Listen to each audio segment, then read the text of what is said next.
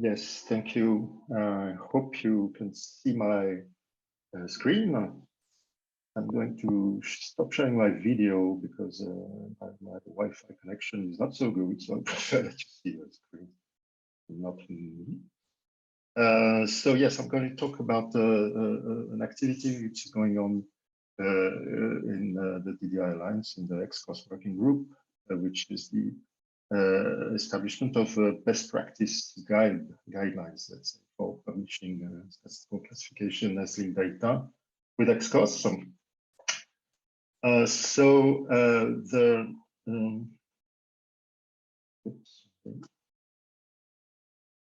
The outline of the presentations is, I'll start with a quick reminder of about what is XKOS. So it's based on SKOS, probably all of you know SKOS, but I'll show what is added in XKOS from SKOS. I will have a few words on why it's interesting to publish classification as linked data. And then I'll come to the main topic of the talk, which is the best practice document. It's more than a document, but let's call it a document. So what is XKOS? XKOS is an RDF vocabulary. It's based on XKOS, so it extends XKOS in mainly two different directions, let's say. First of all, it extends XKOS by allowing a more precise representation of statistical classifications, in particular things that statistical classification have a bit in particular regarding other code lists or taxonomies or things like that, in particular levels of classifications, explanatory notes, classifications as have frequently very well structured explanatory notes, and it's very interesting to have a formal and precise description of those. And also something which is called the correspondence tables, which is what you need to know if you want to go from one classification to another. Another direction in which XKOS extends SKOS is by adding a few, well, not a bit more than a few actually, semantic relations, and those are taken from ISO standards. I'll give examples. Well, as I said, most of you know SKOS, but just as a reminder, SKOS is an RDF vocabulary. It's a W3C recommendation, and it's made for representing Desiree control vocabulary, code lists, taxonomies, taxonomies, you name it. It's very used in research. It's very used for by libraries, for example. It's very used for in publications, etc., etc. I think the most important use, well, not most important, but the most frequent use is for representing Desiree. The overview of SKOS, well, the central thing, central SKOS, class of SKOS is the concept, of course. SKOS means simple knowledge organization system, and the central notion is the concept, which is frequently organized in concept schemes. There are semantic relations between concepts, which are defined by SKOS. The most used, I guess, is the broader, narrower couple, which means that the concept is more specific than another one. There are a bunch of properties which are used for labeling and for documentation of concepts. You have them on the top left of the screen. So basically labels, preferred labels, alternative labels, and hidden labels. And you have also a variety of notes, type of notes, which are defined, for example, the change note, the editorial note, the historical note, etc., and the definition, which is used to give a textual definition of concept. Concepts are can be grouped into collections and even in ordered collections. So, for example, if within one concept scheme you have to distinguish different types of concepts, you can group them in a collection or in an order.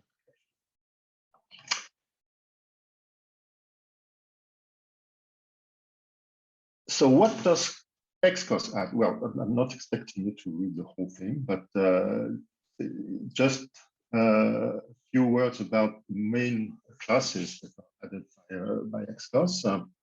So first of all, as I said, we have a class which is the classification level, which is new, and which is a specific subclass of source collection, and it represents the level of a classification. If you've never seen a classification, I guess you have, but in any case, you can see that the classification, for example, the classification of activities in Europe is organized in different levels of concept, which are more and more and more specific. For example, in the classification of statistical activities, you have the sections, then the divisions, then the groups, then the classes, then the subclasses. And all that goes from a very generic concept to a very specific concept. And all those levels of specificity are called classification levels, and it's represented with one class in XKOS. Another important thing is the notion of correspondence tables. So that's the class that was introduced in XKOS to represent the classification, the correspondence between two classifications. So a correspondence is a list of association from the concept of one classification to the concept of the other classifications. For example, if you have a typical use is for one version, the next version of a classification, but you can have also correspondence tables between classification of activities and the classification of products, for example. And in each case, you have notions like this activity produces this product, or these products can be a one-to-many or even a many-to-many link. And to represent these individual relations between a concept of classification to the other, we have the notion of concept associations. So the correspondence table groups concept association, a list of concept association, which is the actual correspondence table. Also, XKOS adds a bunch of things. So explanatory notes, as I said, this is a very important class because explanatory notes in a well-behaved statistical classification are really, really well structured. So you have to have a specific class to describe them. Actually, we have different types of explanatory notes, which are rendered through XKOS properties. For example, it's very frequent to find in a statistical classification different types of explanatory notes, like what we call core content, limit content, exclusions, case laws, etc., etc. These are different types of explanatory notes, and which is given through a specific property defined XKOS. We have properties for linking classifications. So I mentioned, for example, important versions of classification. We can link them with properties which are described in XKOS. And we have introduced in XKOS a lot of more precise semantic relation. XKOS stays at a quite generic level, and in XKOS we introduced a more specific semantic relation, like for example causes and caused by, or previous and next. So XKOS is a EDDI standard. It's published on the website, the EDDI Alliance. There is a working group which is associated to XKOS. The current work, as you may guess, is the work on the best practice. You will probably be given the presentations, and so you can click on the links in the document. The future activity that we will start probably next year is start to think of a new version of XKOS. So everything is on GitHub. You can go check that. If you Google XKOS GitHub, you should go directly there. So this being given, why should we publish classification, statistical classification, as linked data? So first of all, one thing you're probably convinced of, it's important to say it again, is that classifications are a real semantic treasure, because they have people working, very specialized people, they're working on classifications very, very precisely, and they're very, very good at modeling statistical classification, at structuring classification, at writing notes for the description of items in statistical classification. So this is all a very semantic treasure, as I said. They also have good properties for being represented as linked data, because they're usually interconnected. For example, I mentioned the link already between the classifications of activity and on products. You have also links between classification in products and classification on goods, so the items that go through the customs. And a second property, they are very well integrated at the international level. So typically, for a country in Europe, for example, you would have 3 levels. Let's take the classifications of activity. You have the ISIC at the UN level, you have the NACE at the European level, and you have frequently more specialized, more refined classifications at the country level. And this is all completely integrated. Which means, for example, that we have all the languages of Europe, which are represented in the statistical classifications at the European level.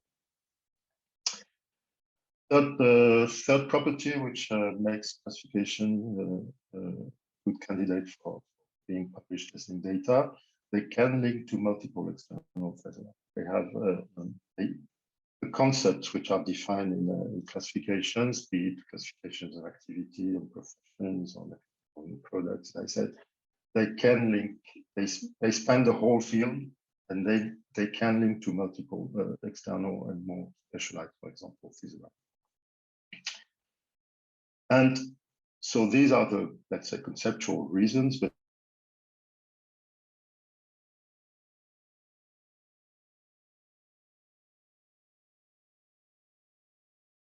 there are also practical and technical properties which comes with it. For example, you can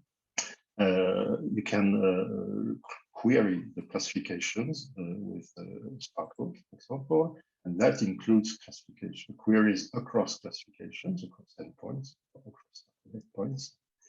And also, it is quite easy to build client tools, to build APIs, etc., on the top of these classifications. In linked data. I have an example here. I'm not sure I can show it for time reasons, but I can get back to it if we. So let's get to the main subject, the best practice document. So the objectives of this activity, well, first of all, the fact that, as I said, the classifications are very well integrated at the international level. It means that we have to help user with concrete advice and tools on how to publish statistical classification. Because there are, of course, XKOS is only a vocabulary like XKOS, but once you have a vocabulary, you can also use different properties, for example, for the same thing, or you can use different things for representing, like rates of correspondence between one item to another, etc., etc. So even if you have a vocabulary, you have still quite a margin of maneuver to write concrete implementations. So you have to have some kind of, we call it best practice, or they call it profile, for example, but it's a way to harmonize the implementations and to improve interoperability. And as I said before, interoperability in this case is specifically important, especially important, because the statistical classification are organized in an international level. And so we hope to have quite a unified interface for dealing with classifications which are published by one statistical office, for example, or another. If we want to query classifications between endpoints, you expect to have quite a harmonized interface. And so it's especially important to have these guidelines for publishing this classifications. And also it's important to share tools. For example, if at Interoperability, and it's not an if actually, we do it, we have tools for publishing or creating statistical classification in XKOS, starting from CSV, Excel or whatever. We can share it at the international level, and in order for others to reuse this tool and to publish statistical classifications themselves with XKOS, and those will be interoperable. 4 minutes. The main, the best practice activity. So actually, I said that it was a document, but it's a bit more than a document. There is a main document, which is a specification. It's quite long already. It's about 40 pages, I think.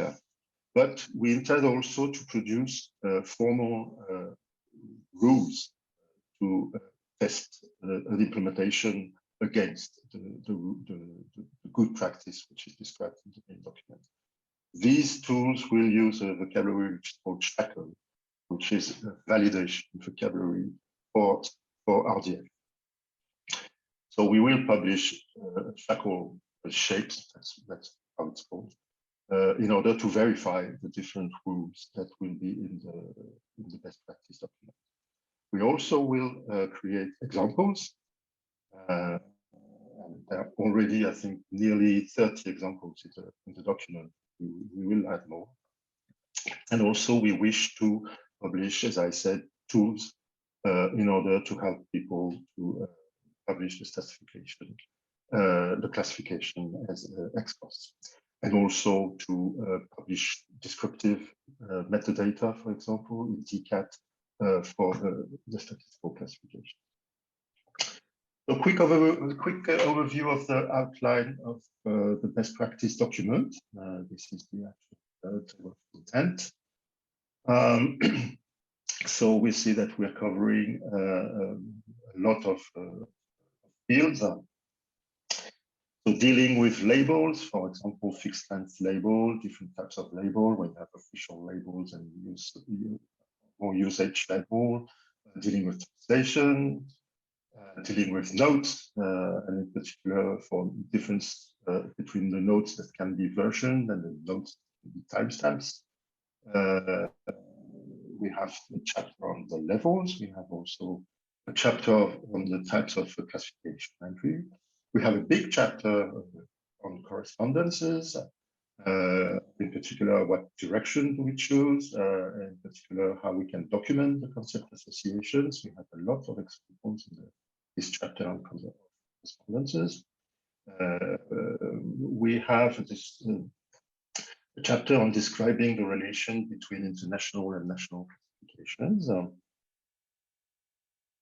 We have a quite hefty chapter also about the evolution of classification over time, in particular using vocabularies like Provo, for example, that you can use to trace the evolution of classifications over time.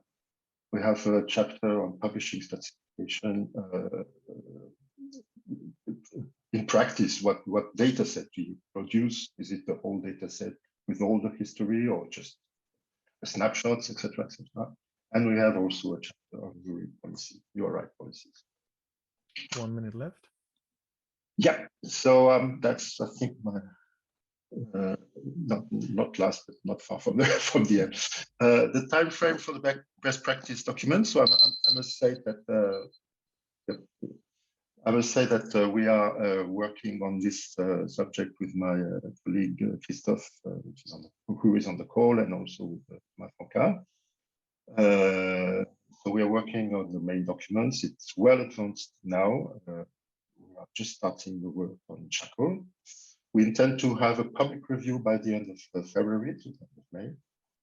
And we hope to be able to publish the final document, well, document with the quotes by the end of June. And that's it, I guess. So thank you for listening, and don't hesitate to contact me or Christophe, or if you want to contribute, for example, if you want to participate to the review. And now open to questions.